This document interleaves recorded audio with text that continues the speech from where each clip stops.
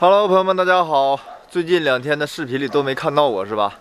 我跟强哥出差去了趟开鲁，然后在那边组织了一场饲料的销售会，然后今天已经平安到家了。回家第一件事先看看我们家的牛。大牛仍然长势良好。今天我们这儿刮南风，得有3、4级的南风吧，然后天气比较暖，最高气温好像零上4度，所以我们这个圈里面所有的霜啊、冰啊都化了。这个地面上看着就比较湿，这个槽子上也都是水。大黄牛长势一切都好。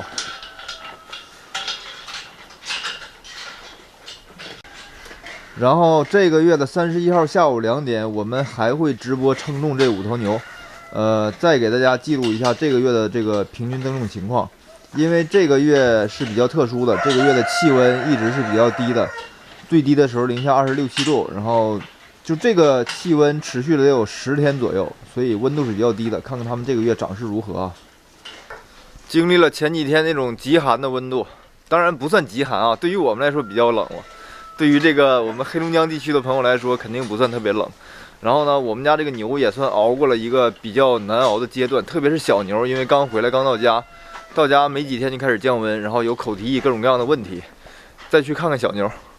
这边小牛因为刚到家的时间不长，然后应激期应该算刚刚度过吧。这个是得过口蹄疫的小牛，除了瘦，就是饿这些天饿的比较瘦，其他的都没问题，一切都在变好当中。其他牛基本没问题了，一切健康。之前有一点个别的发烧的、感冒的问题都不是很大了，慢慢照这个状态就能开始长肉了，开始长骨架了。因为今天气温比较高，最高温度零下4度，这个棚里面的温度就比较高了，可能到10度左右了。阳光照进来，这里面所有的冰啊都化了，所以我爸把这边的冰清一下，这都是之前冻住的。这个天气暖了，对于牛来说也比较舒服，也该长肉了。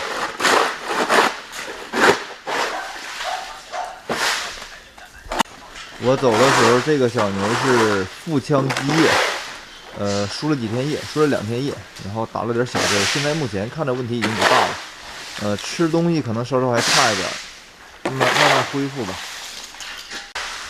然后包括这几头牛有咳嗽的、发烧的、不怎么爱吃草的，这都是应激期的比较明显的表现。然后好在问题都过去了，这些牛都在慢慢的恢复。今天其实温度确实挺好，但是外边风不小，得有3、4级的南风。在那个小牛的棚里面呢，人很舒服，很暖和，但是在外边就不行了，外边风挺大的。看看母牛，604，原来我们家的小受气包也长了不少，是吧，朋友们？现在起码能吃饱了，能从头吃到尾。605，他们俩原来隔出来的，现在都能吃饱了。然后这边的608，今天早上我就看这个609开始爬牛，是不是打蓝了，朋友们？爬这个大黑牛不止1次2次了。你怎么了？你怎么了你？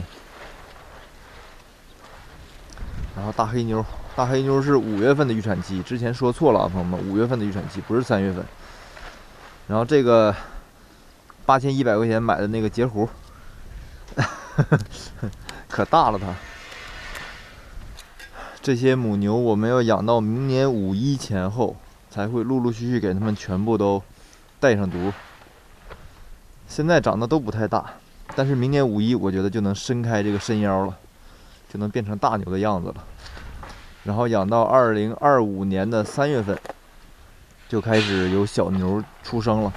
到那个时候，我们的群体就会变大了。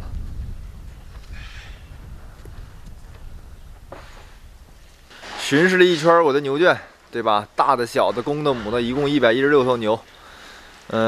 转了一圈，牛都很好。虽然我没在家，但是牛仍然很好，对吧？现在一切稳定了，牛应激也过了，就不需要我，只是付出点劳动力就行了。我爸跟于双双在家完全能搞得定。也解答一些大家对我们最近做的这些事儿的疑问吧。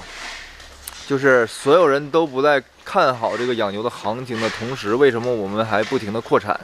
很多人都对这个事儿好奇，是吧？然后也有一些朋友问我说：“江南，你们是不是对明年的行情有很大的信心呢？所以你们才会扩产？”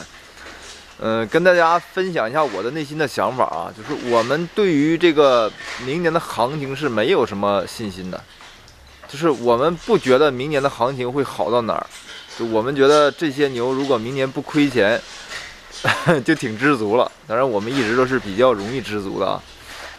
那可能有朋友不禁会问了，就是你明知道不挣钱，对吧？还养它干嘛呀？操这个心，受这个累，而且那么多钱投进去了。反正我就一直想的是，这个事儿既然我选择干了，我肯定要一直干下去，必须从这个事儿上赚到钱，我才能不干。那如果像上一批牛我们亏了一些钱，我就不干了，那肯定不是我做事的风格。所以我坚持着养，哪怕就是赚的少一点我都能接受，或者干脆不赚，就是能维持个家用我都能接受。我慢慢的把牛握在手里，然后等待行情呗，就是我就这个想法，朋友们，很简单的想法。然后呢，我对这个就是明年的行情是没什么信心的，但是我对我自己养殖的技术有一点信心了，就是我们现在圈里这些大牛给我的信心，今年这些大牛长得很好，所以我才有勇气，才有信心来抓这第二批小牛。我坚信靠我们的饲养技术吧，能把这批牛养得很好，这个成本不会很高，然后增重也会很理想，所以我们才会入手去抓这批牛的。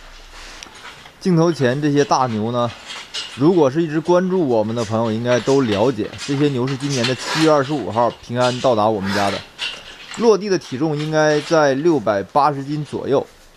经过我们5个月的饲养，现在目前的平均体重应该大概在1100斤左右，这个增重是比较理想的。然后这个饲养成本应该也是低于去年的，因为现在这个饲料还有玉米、豆粕的价格都在往下跌，我们的饲养成本一天比一天少。然后我们也初步算了一下，如果按照现在的行情维持到这批牛出栏，我们多多少少还有一点利润。那如果说很不幸到达我们出栏的那天，价格又往下走了，又跌了，我们有可能会赔钱。但是这个就是养殖嘛，风险就在这儿了，没有稳赚不赔的买卖啊。好了，朋友们，就跟大家说这么多了。然后关于这些牛，大家还有哪方面想了解的，对吧？可以在后台评论里跟我们说，我们会一五一十的跟大家去分享我们在养它的过程中遇见的种种问题。然后大家想知道的，我们也会跟大家一一的汇报，好吧，朋友们，拜拜。